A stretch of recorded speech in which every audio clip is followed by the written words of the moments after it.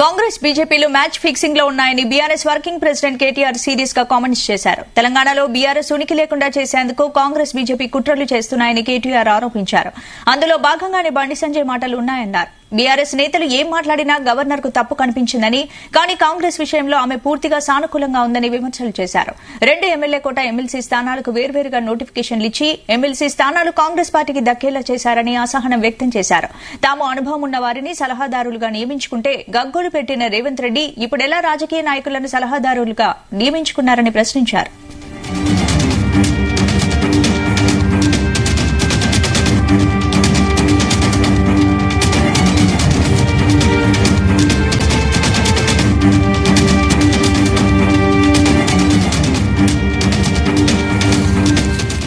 రైతు భరోసా ప్రారంభించామని పచ్చి అబద్దాలు చెప్పినందుకు రేవంత్ రెడ్డి క్షమాపణ చెప్పాలని కేటీఆర్ డిమాండ్ చేశారు.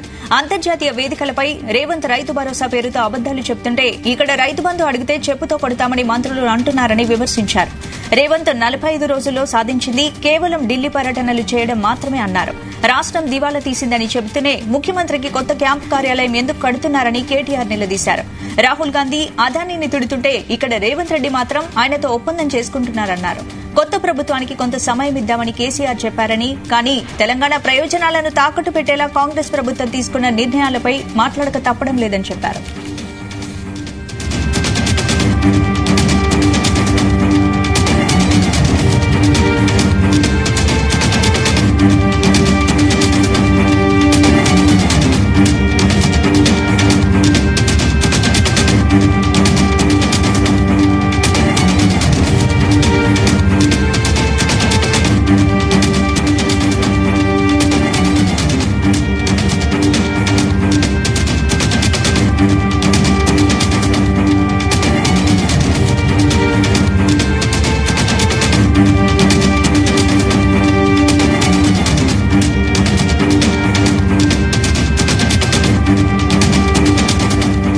బీజేపీలు మ్యాచ్ ఫిక్సింగ్ లో ఉన్నాయని BRS working president KTR serious గా కామెంట్స్ చేశారు. తెలంగాణలో బీఆర్ఎస్ ఉనికి లేకుండా చేసేందుకు కాంగ్రెస్ బీజేపీ కుట్రలు చేస్తున్నాయని కేటీఆర్ ఆరోపించారు. అందులో భాగంగానే బండి సంజయ్ మాటలు ఉన్నాయన్నారు. బీఆర్ఎస్ నేతలు ఏం మాట్లాడినా గవర్నర్ కు తప్పు కనిపించిందని, కానీ కాంగ్రెస్ విషయంలో ఆమె పూర్తిగా సానుకూలంగా ఉందని విమర్శలు చేశారు. 2 ఎమ్మెల్యే కోట ఎమ్మెల్సీ స్థానాలకు వేర్వేరుగా నోటిఫికేషన్లు ఇచ్చి ఎమ్మెల్సీ స్థానాలు కాంగ్రెస్ పార్టీకి దక్కేలా చేశారని అసహనం వ్యక్తం చేశారు.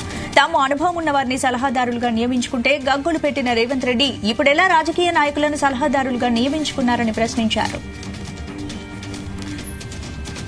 ఇదే అంశానికి సంబంధించి పూర్తి అప్డేట్స్ మా బ్యూరో చీఫ్ నరేందర్ అందిస్తారు. నరేందర్,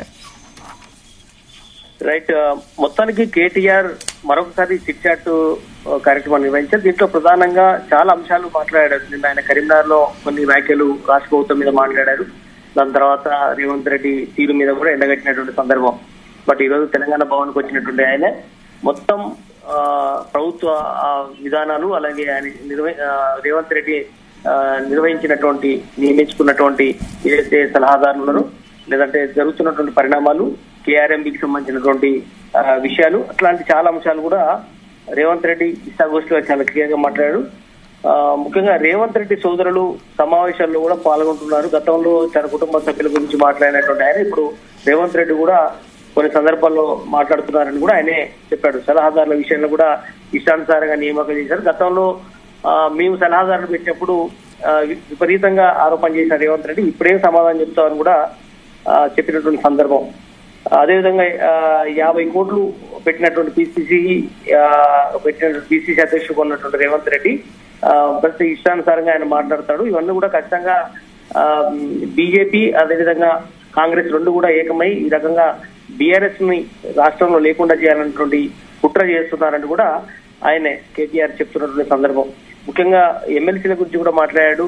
గవర్నర్ కోటాలో గతంలో మేము బీఆర్ఎస్ ప్రభుత్వం ఉన్నప్పుడు దాసో శ్రవణ్ని కావచ్చు, లేదంటే సత్యనారాయణ ఇద్దరిని కూడా మేము అన్ని అర్హతలు ఉన్న వాళ్ళిద్దరిని నియమించాము. ఒక ఎస్టీ సంబంధించినటువంటి వ్యక్తితో పాటు బీసీ సామాజిక వర్గానికి సంబంధించిన ఒక విద్యావేత్త ఆయన శ్రావణ్ లాంటి వ్యక్తులను కూడా మేము సూచించాం.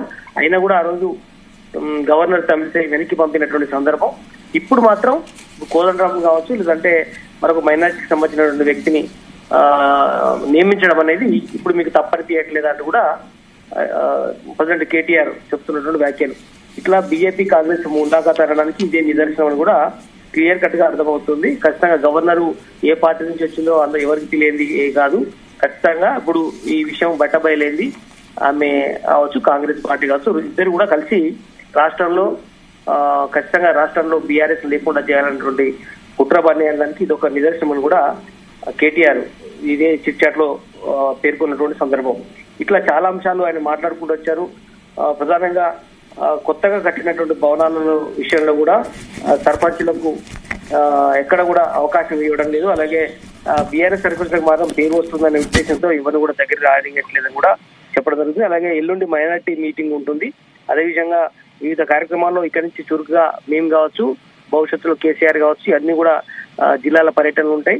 ఇక్కడి నుంచి పార్లమెంట్ సమీక్ష సమావేశంలో వచ్చినటువంటి ఫీడ్బ్యాక్ దృష్టి పెట్టుకొని ఖచ్చితంగా తప్పులుంటే సరిదిద్దుకుంటాం, ముందుకు పోతాం, బీఆర్ఎస్ మళ్ళీ పూర్వవైపు తీసుకొస్తామనేటువంటి విషయం మీద కూడా కరెంటు విషయం కూడా ఆయన ప్రస్తావించారు. కరెంటు బిల్లు కట్టొద్దని మేము ఎక్కడ సొంతంగా మాకు అభిప్రాయం చెప్పలేదు. ఆ రోజు రేవంత్ రెడ్డి చెప్పాడు, సోనియమ్మ కడుతుంది అని చెప్పాడు. బట్ అందుకని ఆ విషయాన్ని మేము గుర్తు చేస్తున్నాం, ఆ వీడియోలు చూపిస్తున్నామని కూడా కేటీఆర్ చెప్పారు.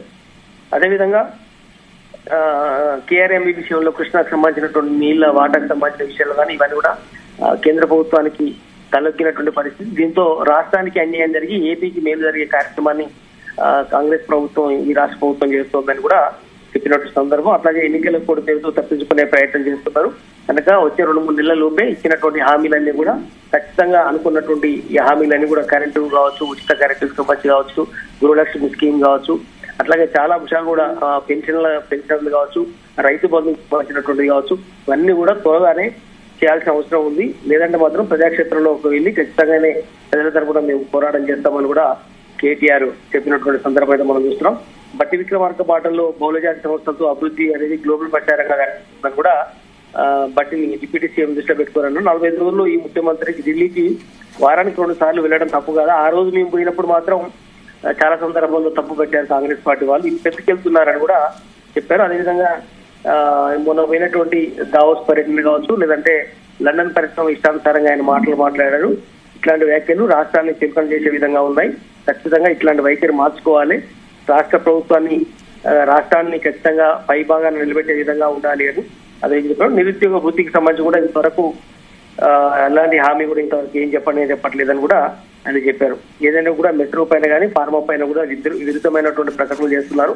ఖచ్చితంగా ఈ అన్ని అంశాల మీద క్లారిటీగా రాష్ట్ర ప్రభుత్వం ఉండాలి. నరేందర్, మరోవైపు తెలంగాణ ప్రయోజనాలను తాకట్టు పెట్టేలా కాంగ్రెస్ ప్రభుత్వం తీసుకున్న నిర్ణయాలపై కూడా మాట్లాడక తప్పడం లేదని చెప్పారు. అంటే ఏంటి, దేని గురించి అలా అన్నట్టు, వీటి గురించి ఎలా చూడొచ్చు? ఖచ్చితంగా రాష్ట్ర ప్రభుత్వం అవలంబిస్తున్న విధానం జాతీయ స్థాయిలో బీజేపీ కాంగ్రెస్ రెండు కూడా ఒకే రకంగా ఉన్నటువంటి పరిస్థితి మనం చూస్తున్నాం. ఖచ్చితంగా ఇది సరైన విధానం కాదని కూడా ఆయన కేటీఆర్ చెప్తున్నటువంటి పరిస్థితి. పార్టీ సంస్థాగతంగా నిర్మాణం దశలో ఉంది. బట్ భవిష్యత్తులో ఖచ్చితంగా కూడా కాంగ్రెస్ పార్టీ కావచ్చు, బీజేపీ విధానాల మీద పూర్తి స్థాయిలో ఎక్కగడతామని కూడా ఆయన చెప్పినటువంటి పరిస్థితి మనం చూస్తున్నాం. ఖచ్చితంగా భవిష్యత్తులో మన దీనికి సంబంధించినటువంటి ఏదైతే ఉన్నాయో అసెంబ్లీకి సంబంధించిన నియోజకవర్గాల సమీక్ష సమావేశాలు కూడా భవిష్యత్తులో ఏర్పాటు చేసుకుంటామని కూడా ఆయన చెప్పినటువంటి సందర్భాన్ని అయితే మనం చూస్తున్నాం. మొత్తానికి రాష్ట్రంలో ఖచ్చితంగా పూర్వవైభవం ఉంది. తెలంగాణ ఉద్యమ పార్టీ రానున్నటువంటి లోక్సభ ఎన్నికల్లో కూడా ఖచ్చితంగా 2 పార్టీల కంటే ఎక్కువ స్థానాలు బీఆర్ఎస్ పార్టీ గెలిచి తీరుతుందని కూడా కేటీఆర్ చెప్పినటువంటి సందర్భం. ఖచ్చితంగా ఈ ఉద్యమ పార్టీ కాబట్టి ఉద్యమ గొంతును పార్లమెంట్ లో పిలిపియాలంటే ఖచ్చితంగా తెలంగాణలో అనుకున్న స్థాయిలో సీట్లు ఇవ్వాల్సిన అవసరం ఉంది.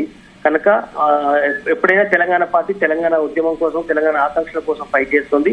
కనుక 2 జాతీయ పార్టీలు ఒకటే కనిపిస్తున్నాయని కూడా చెప్తుంది. చాలా విషయంలో సీట్ల విషయంలో ఇద్దరి మధ్యలో ములాఖాత్ ఉన్న విషయం కూడా బయటపడుతుంది.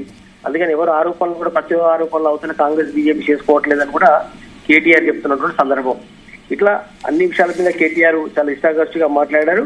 ఖచ్చితంగా తమ విధానం భవిష్యత్తులో ప్రజల తరపున పోరాటం ఉంటుంది తప్ప వేరే కాదు అన్నటువంటి విషయం మీద చెప్పడం జరుగుతుంది. ఇక్కడి నుంచి సోషల్ మీడియాలో కూడా చాలా సీరియస్ గా ముందుకు వెళ్తాము. యూట్యూబ్ ఛానల్ విషయాల్లో కూడా వచ్చేటువంటి ఫీడ్బ్యాక్ లిస్ట్ పెట్టుకొని తమ విధానాలు ప్రభుత్వ అంశాల మీద అన్నిటి మీద కూడా రానున్న రోజుల్లో ఎండగడతామని కూడా విషయం చెప్పారు. మొత్తానికైతే 14 అసెంబ్లీ సీట్లు కూడా చాలా స్వల్ప మెజార్టీతో ఓడిపోయాం. అది కనుక తెలుసుంటే ఈ రోజు ప్రభుత్వాన్ని మేమే వచ్చే అవకాశం ఉండేది.